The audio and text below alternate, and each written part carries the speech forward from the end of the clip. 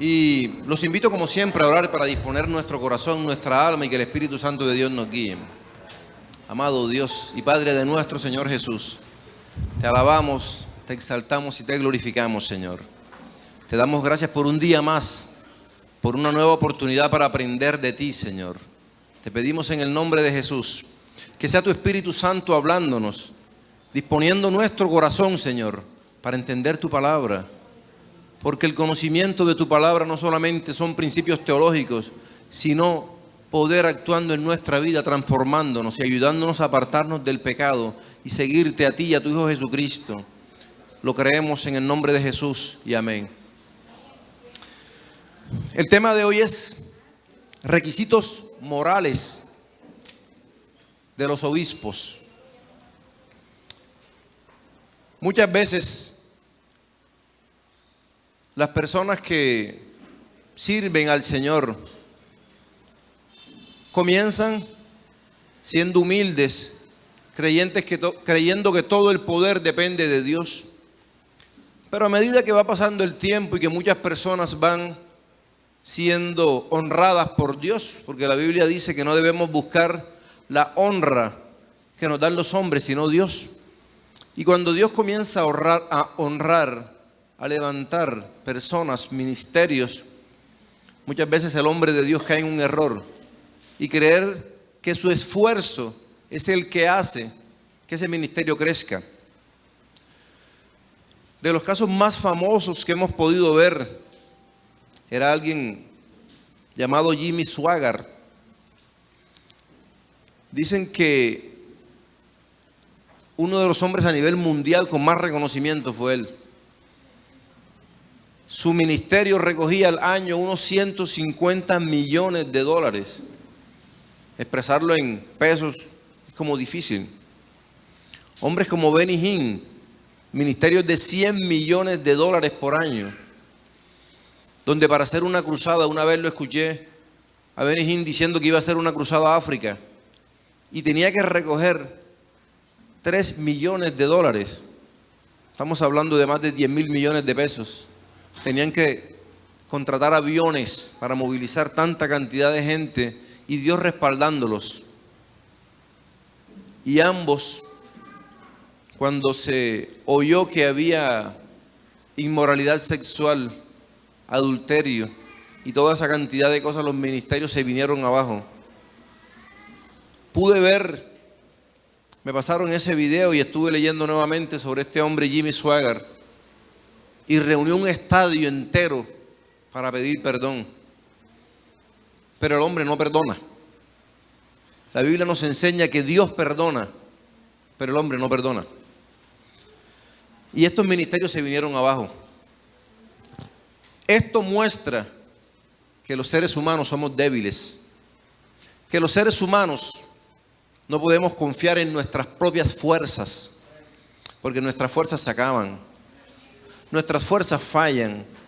Y por eso dice la Biblia que no hay que poner la mirada en las personas, que no hay que decir, ese hombre es el ungido, ese hombre predica bien, en esa iglesia yo voy porque ese hombre que está allá, ese pastor, ese predicador, ese evangelista, él sí tiene la unción, él sí tiene el poder.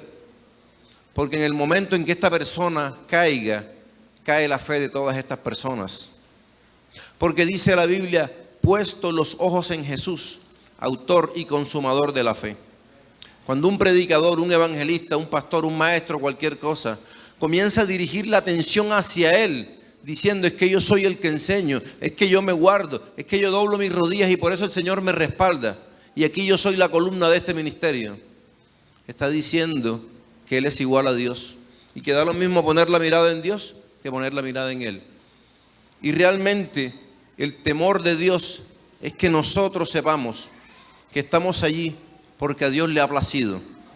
Pero en el momento que nosotros comencemos a engrandecernos, Dios puede decir, como le dijo al profeta, deja de estar llorando por Saúl, porque ya yo me hice de otro mejor que él.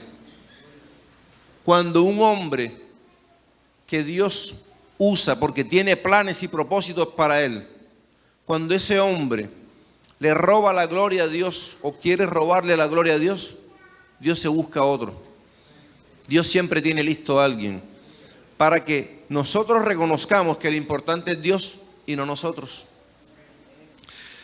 Entonces, estuve leyendo que los hombres de Dios caen por 3 Fs: faldas, fama y fortuna. La mayoría de ministros caen por problemas de faldas. Y no quiere decir que las mujeres también no caigan por eso. Más son los malos testimonios que los buenos testimonios. Más son los que sirven de piedra de tropiezo que los que están estimulando a las personas a seguir a Cristo. Porque muchas veces o se da una palabra equivocada para atraer a la gente, para no ofender al que está escuchando la palabra, y muchas veces el ministro termina traicionando a Dios por mantener una congregación llena, por tener una congregación donde se acepte el pecado, porque entonces todos llegan, porque si a nadie le dicen nada yo puedo llegar libremente, puedo decir lo que quiera, pero todo está bien. Como las Biblias en las cuales ya la homosexualidad no es pecado, porque ya han cambiado algunas Biblias. Hay versiones donde todo lo que tiene que ver con inmoralidad sexual, lesbianismo y todas esas cosas los han borrado, para que las personas no se ofendan. Pero si un predicador cambia el mensaje para no ofender a las personas, ofende a Dios. La Biblia dice: horrenda cosa es caer en manos del Dios vivo. El hombre puede castigar, pero tiene un límite. Pero el castigo de Dios puede seguir en esta vida y en la vida que viene, en la vida eterna. Después de la muerte puede venir el castigo de Dios todavía. Por eso vamos al libro de Primera de Timoteo, capítulo 3, versículos 1 y 2.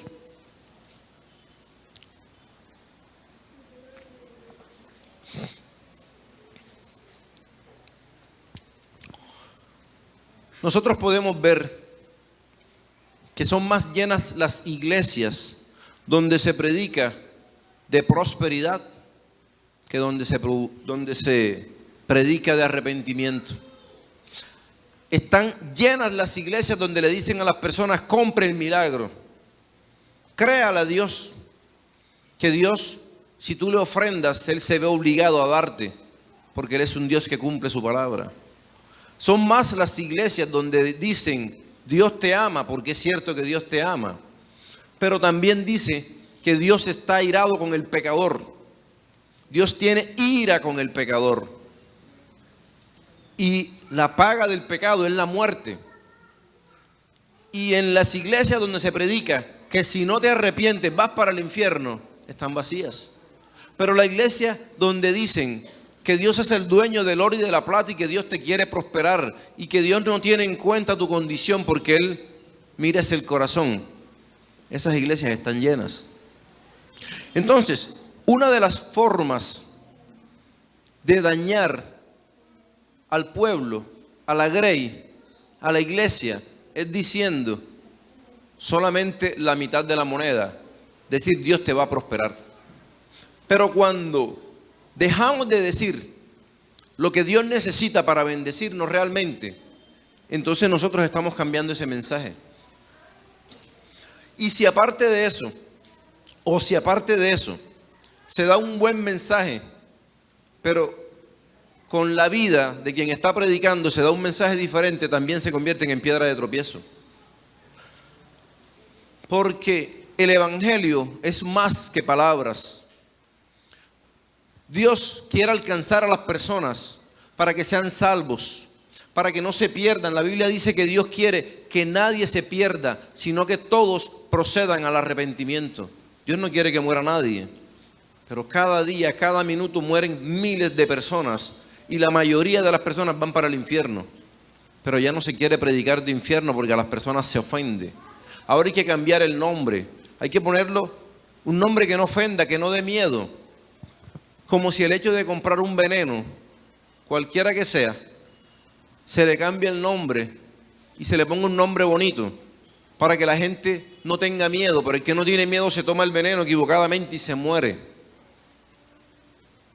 Ahora Antes sabíamos que había el canquil, el matarrata, cualquier nombre de eso. Ahora le ponen nombres bonitos, nombres decorativos y cualquiera se toma un veneno. Lo mismo pasa si nosotros no le llamamos al pecado pecado, sino que le ponemos un nombre como desviación sexual o problemas de género o algo así. La homosexualidad es pecado delante de Dios. Y si quieren meter preso a alguien, tienen que meter presa la palabra de Dios porque es quien lo dice. Entonces, cuando en la Biblia Dios pide unos requisitos para toda persona que le quiera servir, Dios dice, no todo el que quiera puede servir. En los tiempos de antes, para subir un altar, no podía haber cojo, no podía haber manco. Toda persona que tuviera defectos físicos estaba inhabilitado para subir, porque ese era el tiempo de la ley. Pero el Señor, en su misericordia y su gracia, ya cambia. Y cuando hablábamos de las dispensaciones, hablábamos que una dispensación se llamaba de la ley, donde nosotros teníamos que hacer cosas para ser salvos. Pero cuando nuestro Señor Jesucristo viene, ya Él hace esas cosas y ya no tenemos que hacerlas nosotros, solo tener fe en Cristo Jesús, a quien sea la gloria, el honor, el poder, el mérito y la exaltación y la honra. Entonces, gloria a Dios.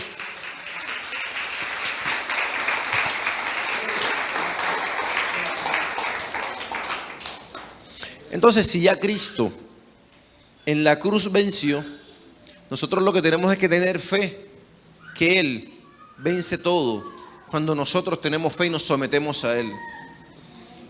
Someteos a Dios y el diablo huirá. Entonces, pero ahora en estos tiempos ya los requisitos que el Señor pide no son físicos. Cualquiera, cojo, manco, tuerto de cualquier forma, puede predicar al Señor, porque ya lo que interesa no es el cuerpo, lo que interesa es el corazón, la conducta y nuestras normas que Él está pidiendo. Primera de Timoteo, gloria a Dios, dice en el capítulo 3, versículo 1, palabra fiel. Si alguno anhela obispado, buena obra desea. Y usted dirá, pero es que yo no quiero ser obispo. Resulta que en el griego obispo se escribe episcopos y se traduce como el que tiene cuidado pastoral o pastor o supervisor.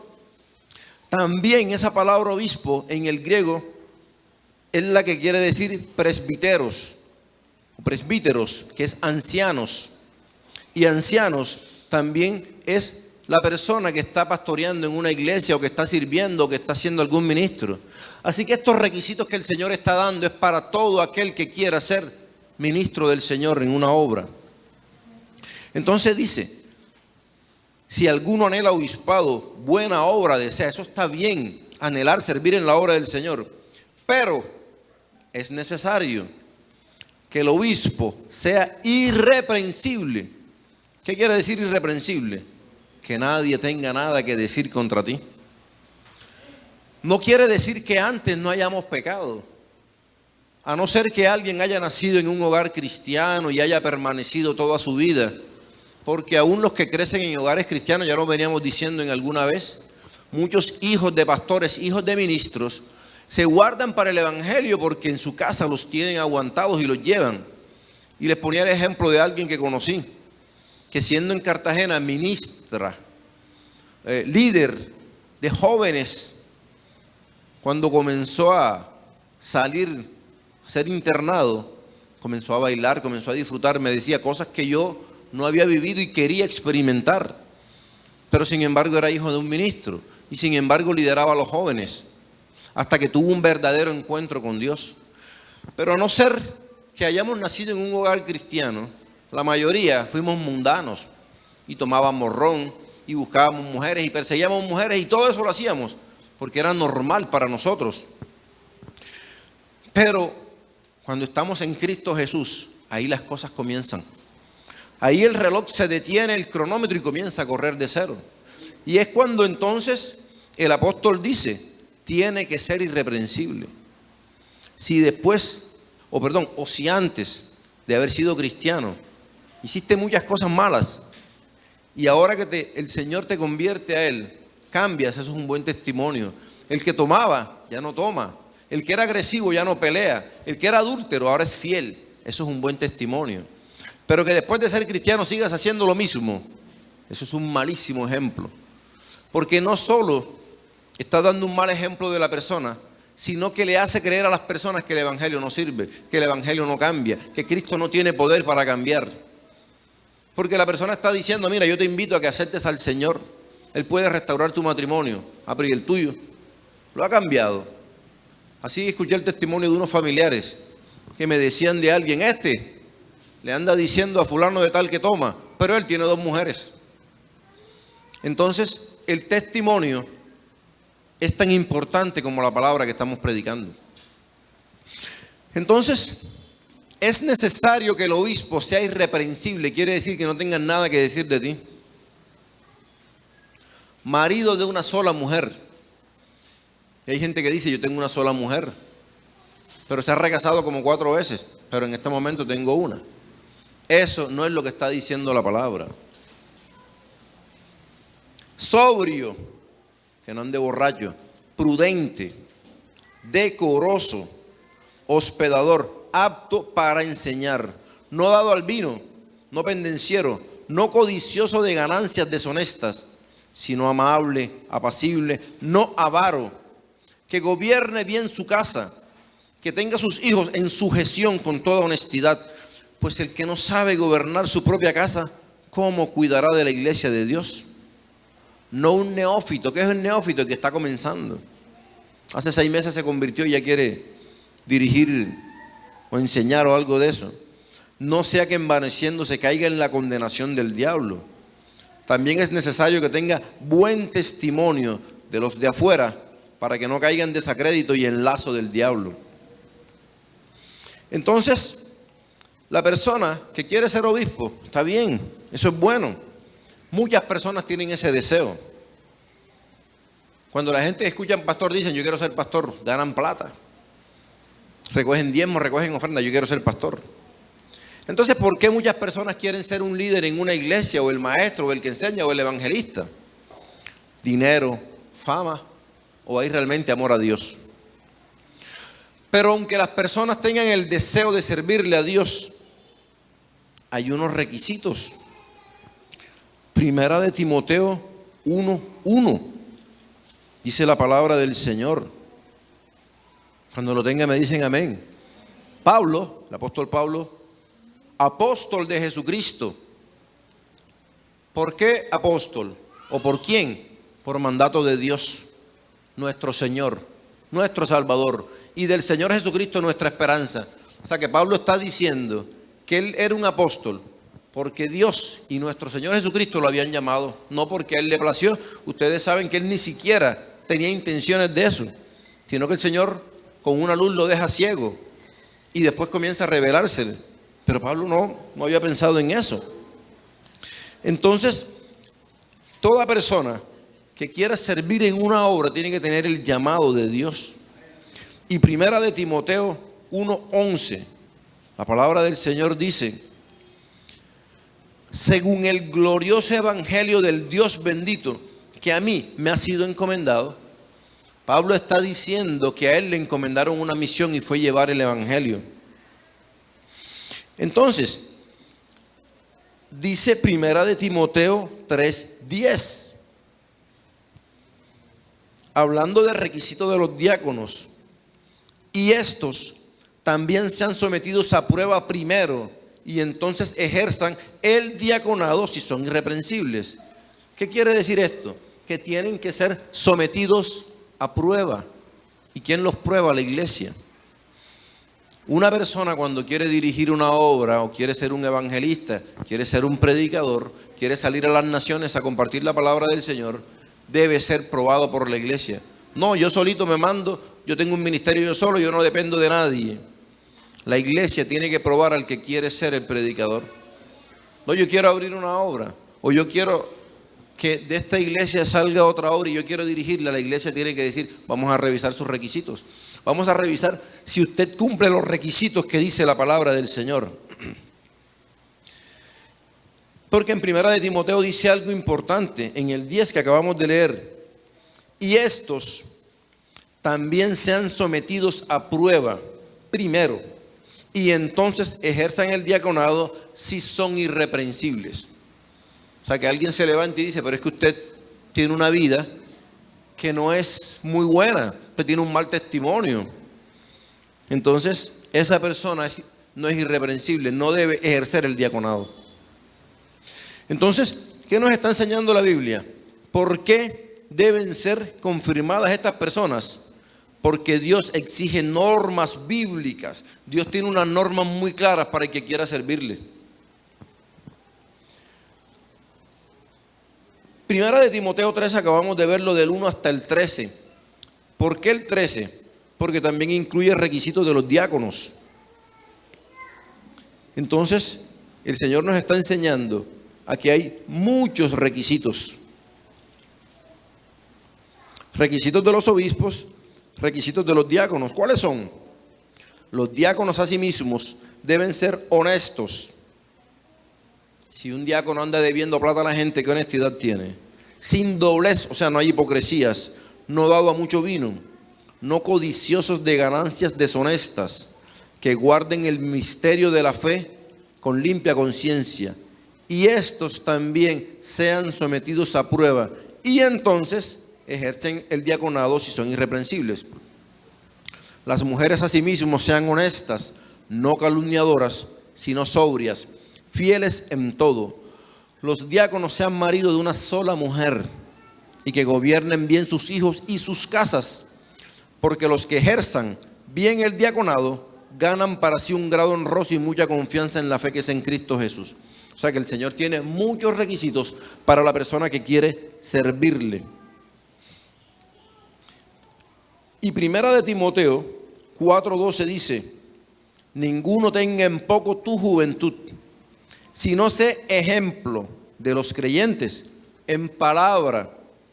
Si la persona no estudia, no lee la Biblia, no sabe ni dónde están los libros, pero quiere enseñar, en palabra, en conducta, en amor, en espíritu, en fe y en pureza. El Señor cada vez va siendo más exigente con las personas que quieren servirle. No solo porque alguien diga, yo quiero servirle al Señor, porque yo tengo un deseo, yo quiero ser ministro, porque yo estoy preparado. Recuerdo que la pastora de la cual nosotros tenemos la cobertura, nos dice, ustedes son pastores y todavía no tienen la credencial. Pero yo tengo gente que tiene credencial de pastor y no pastorean ninguna iglesia. Entonces muchas personas pueden estudiar teología, muchas personas pueden tener muchos títulos, tener maestrías, pero eso no los hace pastores o predicadores o evangelistas, porque no es la preparación. Hay personas que pueden decir, yo es que yo me preocupo por las cosas de Dios, una supuesta visión, un supuesto llamado, pero los requisitos que el Señor está pidiendo. Entonces, para ser ministro hay que cumplir con todas estas cosas. Entonces, ¿qué nos está enseñando la Biblia? Que nosotros miremos bien si nosotros tenemos esas características. ¿Cuáles son las características de los obispos?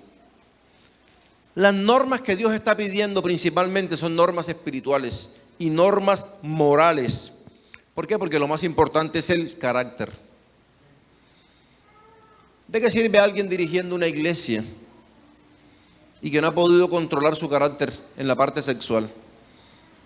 Como me decía un pastor con el que hablaba, vea, yo antes de convertirme, yo decía, no sirvo para evangélico. Y aparte de eso el Señor me dice, vas a ser pastor. Yo le dije, Señor, si no sirvo de evangélico, menos de pastor, te voy a perseguir a todas las de la iglesia.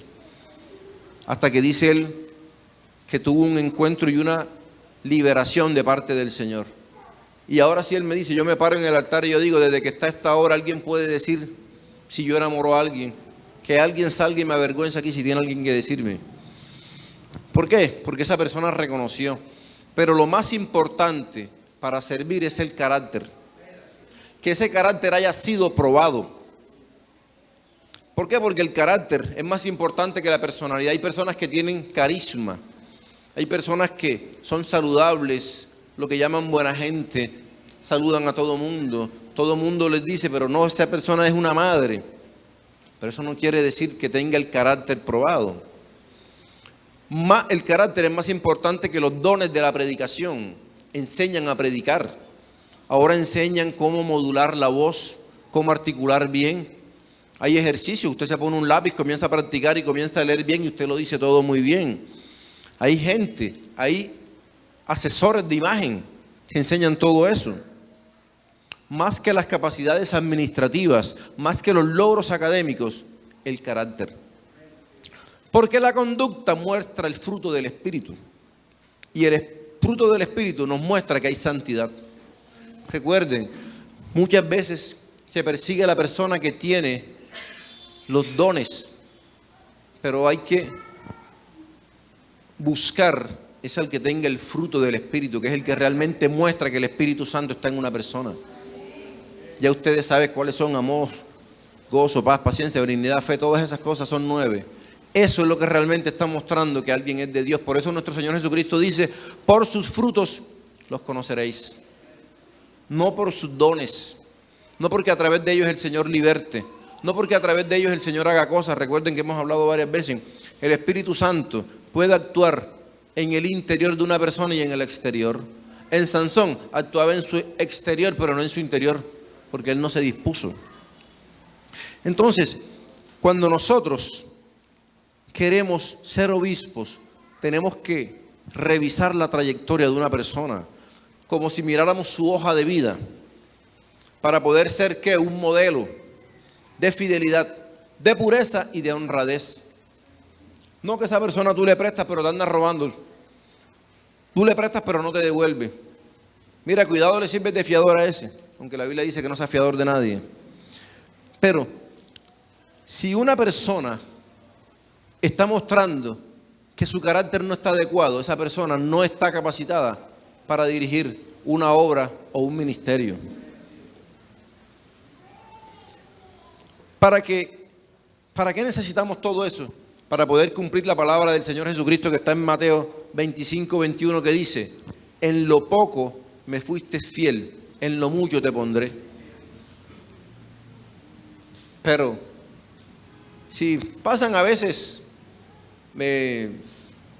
memes o pasan cosas en las redes sociales en forma de sátiras, donde llaman a alguien: mira, yo necesito que me prediques. ¿Cuántos miembros tienes en la congregación? Para saber cuánto pueden cobrar para ir a predicar. Entonces, si la persona no ha sido probado en cuanto a su amor a Dios o su amor al dinero, y ha fallado esa prueba, no es un buen criterio para dirigir una obra del Señor. Cada dirigente cristiano debe ser un modelo de los hermanos en la iglesia. Vamos a 1 de Pedro, capítulo 5, versículo 3. Dice la palabra del Señor: no como teniendo señorío sobre los que están a vuestro cuidado, sino siendo ejemplos de la grey. La grey es la congregación. Entonces, el Señor está diciendo que toda persona que quiere dirigir una obra, pero es que no solamente el pastor, es el diácono, es el ujier, todo, cualquiera que quiera estar en una obra, tiene que ser un buen ejemplo. Entonces, el Señor nos está diciendo que un buen ejemplo es lo más importante. La congregación debe querer imitar al líder. Uno siempre debe decir: yo quiero imitar a Cristo. Pero este que está en la congregación imita a Cristo, así que podemos ser como Él. Dice la Biblia que nosotros debemos tener una vida que todos quieran imitar. Cada obispo debe mostrar que ha sido firme y que ha sido puro frente a la prueba. No que yo ya llevo tiempo sirviendo y en la primera que le ponen cae enseguida, porque el enemigo nos va a atentar. La grey tiene que aprender la moral de cada persona por la palabra de Dios y por el ejemplo de cada persona. 1 Corintios 11:1. El apóstol Pablo, hablando de su vida, dice: sed imitadores de mí, así como yo de Cristo. Filipenses 3:17. Hermanos, sed imitadores de mí, Y mirad a los que así se conducen. O sea, le está diciendo el apóstol Pablo, imítenme a mí, pero miren a todas las personas que actúan como yo. Mirad a los que así se conducen según el ejemplo que tenéis en nosotros. Y comparen si ellos están actuando como nosotros, dice el apóstol Pablo. Segunda de Tesalonicenses 3:7 dice, porque vosotros mismos sabéis de qué manera debéis imitarnos, pues nosotros no anduvimos desordenadamente. Si alguien antes de ser pastor, predicador, evangelista, vive desordenadamente y cambia, gloria a Dios, pero si después de estar en el ministerio sigue actuando de la misma forma, no es llamado, no es apto para estar en la obra. Segunda de Tesalonicenses 3:9 dice, sino para daros vosotros mismos un ejemplo para que nos imitaseis. Entonces el Señor está diciendo que primero tenemos que examinar nuestra vida y ver si realmente nosotros cumplimos eso. El Espíritu Santo considera que la conducta de cada persona en su hogar es más importante que lo que está mostrando en el ministerio. Puede haber ministerios donde la persona muestra ser un santo aquí, pero hay que mirar su hogar cómo está. Para mí fue una sorpresa cuando este hombre que llamaba multitudes, que yo recuerdo que aún personas no cristianas se admiraban de ver cómo Dios usaba a este hombre. Yo recuerdo que en el estadio él ponía la mano así, y donde él la movía la gente iba cayendo y salían tirados. Y después salir que este hombre se iba a divorciar. O sea, ¿qué está pasando en su hogar? ¿Qué está pasando? ¿Qué está mostrando? Que en el hogar no es así. La santidad que debe mostrar aquí es la misma que debe tener en su hogar. Entonces el Espíritu Santo nos está diciendo que así como nosotros decimos ser aquí, debemos ser en nuestro hogar y eso debe ser probado. Tito 1:6 dice, el que fuere irreprensible, marido de una sola mujer, y que tenga hijos creyentes, que no estén acusados de disolución ni de rebeldía. Que no haya disolución. ¿Qué es disolución? Una conducta libertina. Si el ministro no puede tener a sus hijos en sujeción, no puede controlar a sus hijos, no puede enseñar a los hijos, ¿cómo le va a enseñar a una congregación? El obispo debe ser un ejemplo a la iglesia de fidelidad a su esposa y a sus hijos. Como dice la Biblia, ¿cómo vas a amar a Dios a quien no ves si no amas a tu hermano que estás viendo? ¿Cómo vas a amar a la esposa de Cristo? ¿Cuál es la esposa de Cristo? La iglesia. Cristo representa al novio y la novia es la iglesia. ¿Y cómo vas a amar al cuerpo de Cristo, a la novia de Cristo, si no amas a tu propia esposa y no le eres fiel a tu propia esposa? ¿Cómo le vas a ser fiel a Dios?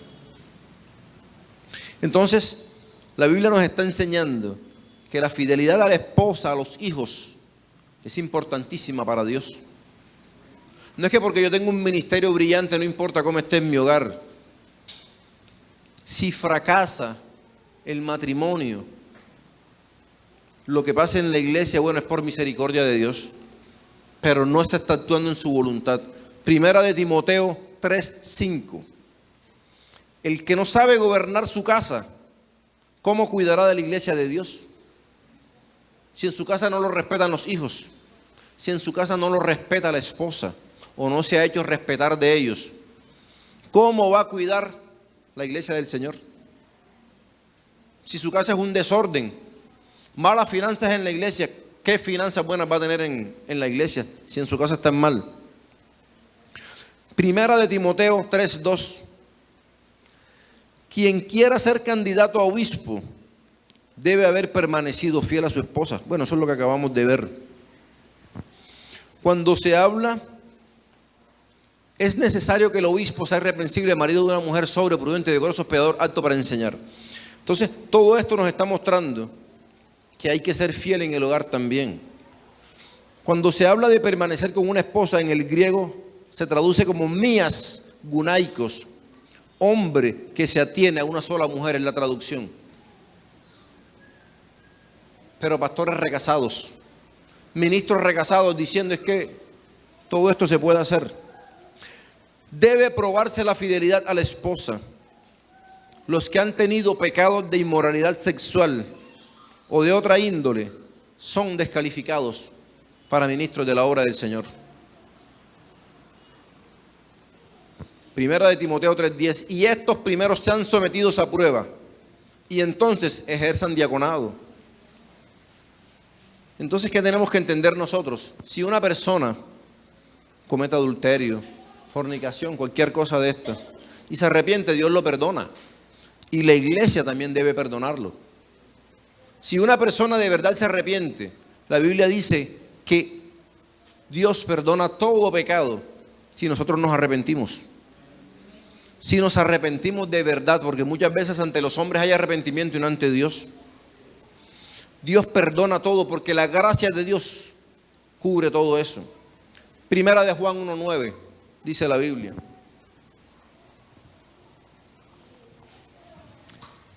Primera de Juan 1:9. Si confesamos nuestros pecados, Él es fiel y justo para perdonar nuestros pecados y limpiarnos de toda maldad. O sea, que una persona que cometió adulterio y se arrepiente, no vamos a seguir toda la vida con él.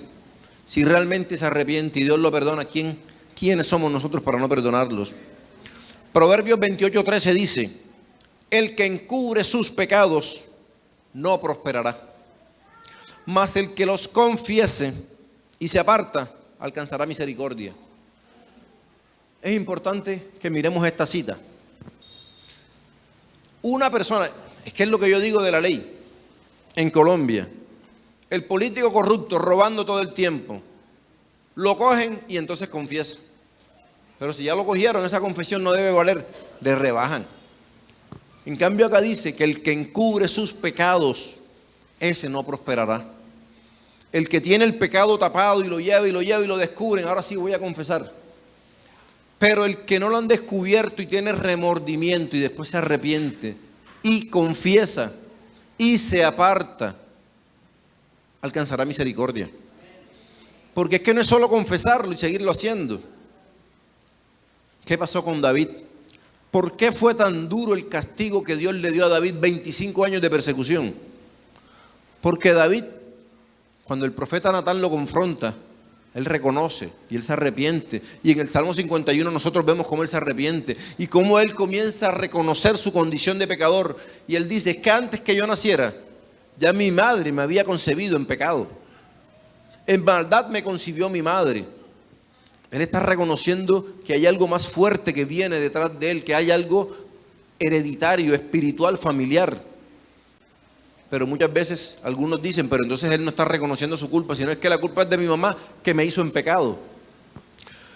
Pero si él reconoce que se quedó con la mujer de Urías porque hizo matar a Urías, no tenía por qué llevarse a esa mujer, porque él le había conseguido matando al esposo.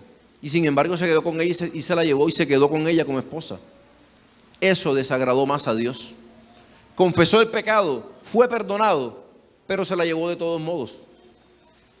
Entonces es como el que se roba las cosas, bueno, sí, perdón, pero yo me la llevo. Entonces dice aquí, el que confiesa el pecado y se aparta, entonces alcanzará misericordia de Dios. Jeremías 31, versículo 34. El Señor dice,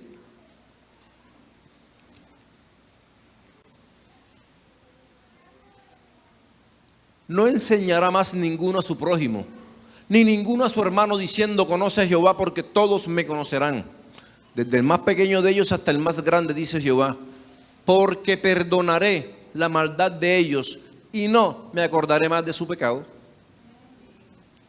Los seres humanos muchas veces no sabemos perdonar y Dios perdona y nosotros seguimos todavía juzgando a la persona. Entonces, Dios perdona. Pero aunque Dios perdone, eso quedan descalificados para servir en una obra del Señor. ¿Por qué? Porque mostraron que no son un buen modelo para permanecer en la fe, en amor, en pureza y en la sana doctrina. Aunque Dios los perdone, quedan descalificados. Y usted puede mirar en Magangué cuántos dirigentes de iglesias cayeron en adulterio, regresan y el respaldo que tienen de Dios no es igual al que tuvieron antes. Porque Dios no puede ser burlado. Dios no puede ser burlado. Y cuando un ministro, conociendo de la palabra del Señor, decide tomar la mujer de otro, o la mujer decide estar con el hombre de otra mujer, eso es una ofensa ante Dios. Porque es un pecado premeditado. Nadie puede decir me resbalé y caí sobre ella. Sino que el que es adúltero, primero tuvo que pensar en su mente, tuvo que planearlo. Por eso dice la Biblia, se preña de iniquidad y da luz pecado. Porque primero tiene que pensar en una mentira, tiene que deleitarse en el pecado. O sea que un pecado implica muchos pecados más. Entonces por eso es que quedan descalificados. Mire usted qué ministerio se ha levantado cuando el pastor, después de ser adúltero, regresa. Se convierten en piedra de tropiezo, caen en un desacrédito, no solamente una mala fama de ellos, sino mala fama del evangelio. Y la misma Biblia dice, pueden ser presa del diablo. Además, eso que ellos cometen nunca se va a borrar de la memoria de las personas. Dice la Biblia en Proverbios 6:32, el que comete adulterio es falto de entendimiento, corrompe su alma el que tal hace. Y el 33, heridas y vergüenza hallará, y su afrenta nunca será borrada. Un ministro del Señor que decide ser adúltero, tener otra mujer, tener otro hombre, cualquier cosa de esa, dice que eso nunca se va a borrar. Eso lo descalifica permanentemente para una obra. El adúltero es un pecado grave que ofende a Dios, el adulterio. Vamos al libro de Segunda de Samuel 12. Segunda de Samuel, capítulo 12. Si nosotros miramos en el versículo 9 y 10, es cuando el profeta Natán le dice a David, tú hiciste esto. Pero vamos al versículo 12, para que veamos. Dios le dice, tú lo hiciste en secreto. ¿Qué hizo en secreto? Mandó a buscar a la mujer de Urías y se acostó con ella en secreto. Mandó a matar a Urías en secreto. Pero Dios le dice, lo que tú haces en secreto, yo lo haré delante de todo Israel y a pleno sol. ¿Qué quiere decir eso? Que cuando alguien comete pecado, así lo esconda, Dios lo saca a la luz. Y tarde o temprano se termina sabiendo todo eso. Lo que tú hiciste en lo oculto, yo te lo voy a hacer a pleno día para que todos sepan. Y el versículo 14 dice algo más, que era lo que estábamos hablando. Mas por cuanto con este asunto hiciste blasfemar a los enemigos de Dios, el hijo que te ha nacido morirá. Pero concentrémonos en la primera parte. La gente que no cree en Dios, la gente que es rebelde a Dios, cuando ve el mal testimonio de alguien que dice ser cristiano, hablan mal de Dios. Hiciste blasfemar a los enemigos de Dios. Toda la gente que anda en el mundo perdida, que nosotros le estamos diciendo, Dios te ama, Dios quiere que tú vuelvas, Dios quiere perdonar tus pecados, arrepiéntete. Y cuando ven un caso de esto dicen, para ser como Él, mejor me quedo como estoy. Eso no es lo que dice la gente. Para ser cristiano como este, mejor me quedo como estoy. Eso hizo que fuera mayor el castigo. Nehemías 13:26. Salomón, nosotros decimos, después de nuestro Señor Jesucristo, el hombre con más sabiduría. No pecó por esto Salomón, rey de Israel. Bien que en muchas naciones no hubo rey como él, el hombre más rico, el hombre más inteligente, el que era amado de su Dios. Y Dios lo había puesto por rey sobre todo Israel. Aún a él le hicieron pecar las mujeres extranjeras. Este hombre heredó de su papá la afición por las mujeres. Su debilidad fueron las mujeres, tanto así que hicieron que aunque Dios lo amara tanto, él terminó adorando al diablo. Comenzó a hacer altares para el diablo, comenzó a sacrificar niños para el diablo, por todas estas mujeres paganas que comenzó a traer para su vida. Si hay arrepentimiento, hay perdón de Dios, y la iglesia también debe perdonar. Pero la deshonra y el desacrédito van a perseguir a esta persona toda su vida. Toda su vida lo van a perseguir.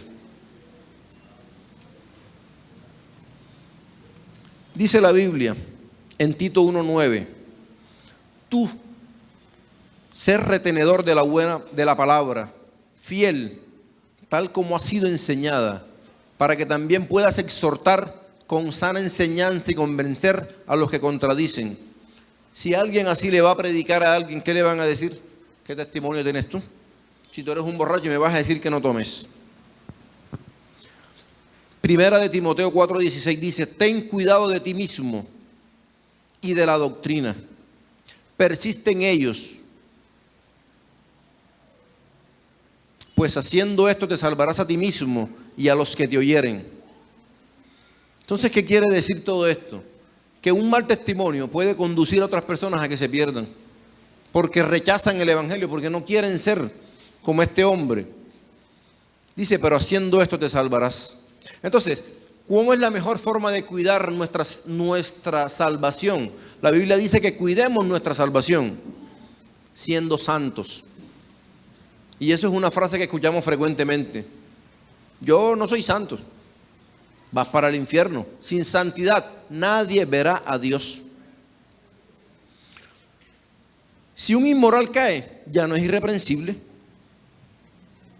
Por eso, si hay inmoralidad en la vida de alguien, es cortado y es destituido. Génesis 49:4, hablando de Rubén. Eso lo hablamos también el viernes que pasó. Este hombre fue el primogénito recibía el doble de la herencia de Israel. Pero él era impetuoso como las aguas y se acostó con una mujer que su papá tenía.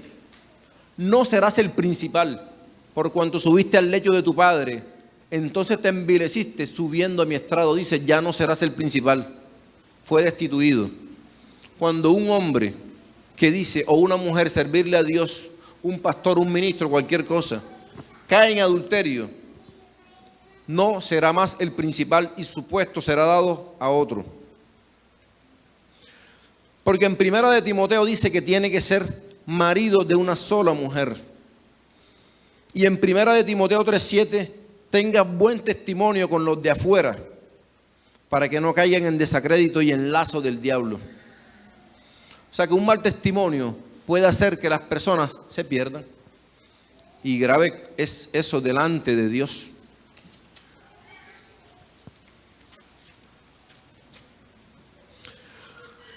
Hablemos de David. Mucha gente dice, pero es que David pecó y David siguió siendo el rey. Resulta que no es igual.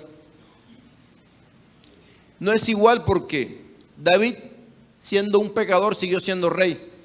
Pero después de David viene Salomón. Cuando Salomón muere, el reino se divide. Y todos los reyes que tuvo Israel fueron malos. Y Dios no los destituyó. Siguieron siendo malos. Entonces el hecho que David hubiera seguido siendo rey no quiere decir que Dios estaba agradado con eso. Además, en los tiempos de antes había una serie de requisitos. Pero desde que el Espíritu Santo vino, los requisitos son diferentes. Ya no son de la ley. Ahora son espirituales. Son más altos. El Espíritu Santo está aquí y nos da la fuerza, así que ya no tenemos excusa. Nuestro Señor Jesucristo dijo, a ustedes les conviene que yo me vaya, porque ahora les voy a enviar al Consolador. Entonces, el rey David en estos tiempos no calificaría como pastor. Si David estuviera en estos tiempos del Espíritu Santo, ya no sería el pastor. ¿Por qué? Tuvo muchas esposas, fue infiel, tuvo mal manejo de su hogar, mal manejo de sus hijos. Uno de los hermanos violó a la otra, el otro hermano en venganza lo mató, el hijito pequeñito se le murió, el otro hijo mayor se le rebeló y murió. No supo manejar a sus hijos por el mal ejemplo que dio. Y aparte de eso fue un homicida. O sea que en estos tiempos no podemos decir David siguió siendo rey y si el pastor, el ministro, cualquiera, el ujier cae, podemos seguir. Porque en estos tiempos está descalificado.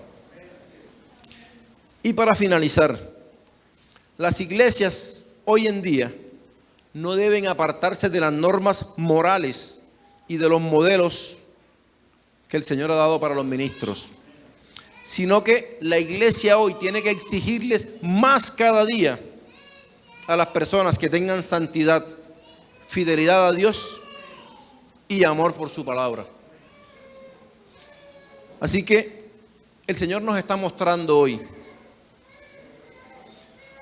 que si nosotros queremos servirle a Dios es muy bueno, pero que todo el que le sirve a Dios tiene que hacerlo con temor, porque Dios nos puede cortar. Dios puede cortar y hacer como le dijo a Saúl: tengo uno mejor que tú. Entonces las cosas con Dios no son un juego.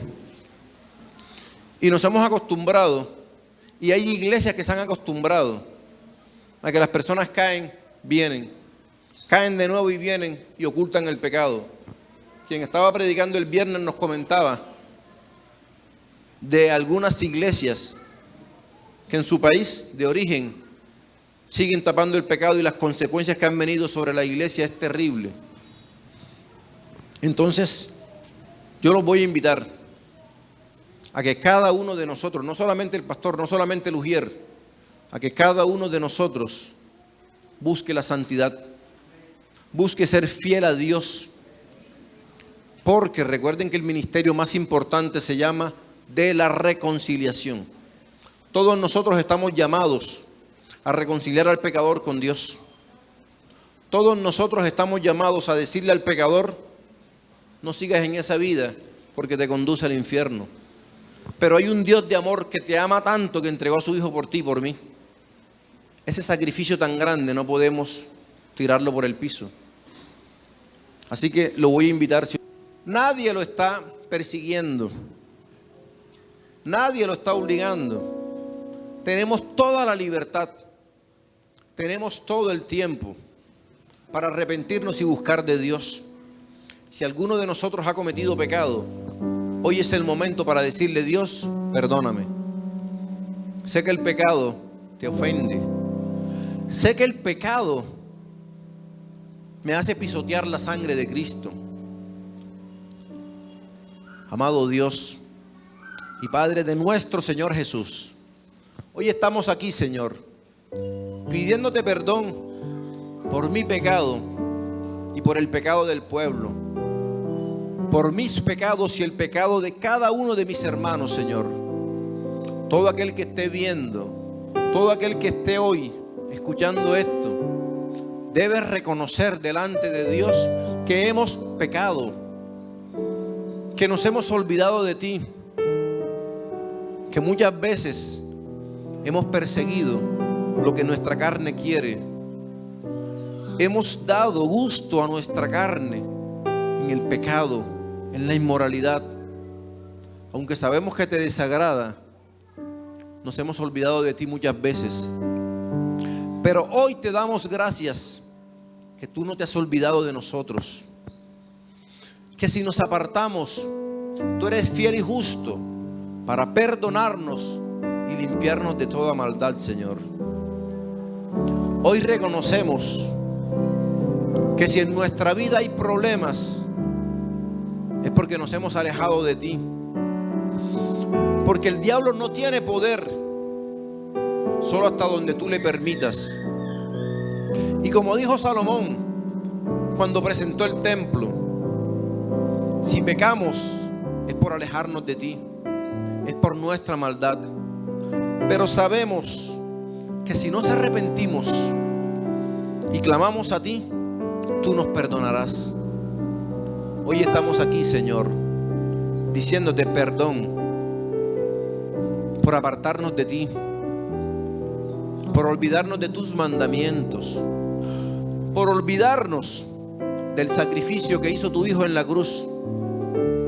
Porque esa sangre de Cristo tiene poder para limpiar todo pecado, toda maldad. toda infidelidad. Y hoy, Señor, te pido que nos laves con tu sangre, que tu sangre nos limpie, que tu sangre borre toda maldad, toda inmundicia de nuestra vida. No queremos ser como Salomón, que cargó los pecados de su padre. No queremos ser como David, que se excusó en los pecados de su familia, porque nosotros somos responsables, porque nos has dado libertad y libre albedrío, Señor.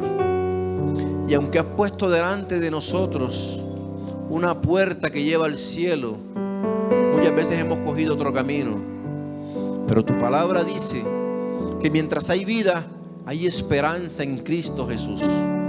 Hoy estamos aquí clamando por nuestra vida, por la vida de nuestro esposo o esposa, por la vida de nuestros hijos, por la vida de nuestros padres y hermanos, porque se han olvidado de ti. Pero sabemos, Señor, que si nos arrepentimos y nos apartamos, recibiremos misericordia, porque tú eres un Dios misericordioso. Señor, guarda los hogares que se han destruido por la infidelidad, Señor. Tú tienes el poder para restaurar en el nombre de Jesús. Tú tienes el poder para perdonar todo pecado, Señor. Tú tienes el poder para hacer que los hijos que estaban en maldición, que estaban en pecado, que eran bastardos, sean perdonados y restaurados y restituidos. Tú nos muestras, Señor, cómo el hijo pródigo al regresar humillado recibió un anillo y lo volviste a su posición de honor y lo abrazaste para que no lo mataran y volviste a llamarlo mi hijo ha vuelto. Hoy estamos aquí como hijos tuyos, Señor, reconociendo que necesitamos de ti, Señor. Que si hay enfermedades en nuestra vida es porque nos hemos apartado de ti. Pero sabemos que si volvemos, tú tienes el poder para llevarte toda enfermedad, todo problema mental, toda intranquilidad, Señor, toda falta de sueño, toda depresión, Señor. Te damos gracias, Señor, porque afuera el mundo está gritando y dicen que son felices, pero después regresan deprimidos a su hogar. Pero nosotros somos diferentes, porque tenemos al Espíritu Santo de Dios que nos da fuerza, que nos limpia y que nos da, como dice tu palabra, el gozo, porque el gozo de Jehová mi fortaleza es. Te damos gracias, Dios, en el nombre de Jesús, y amén, Señor.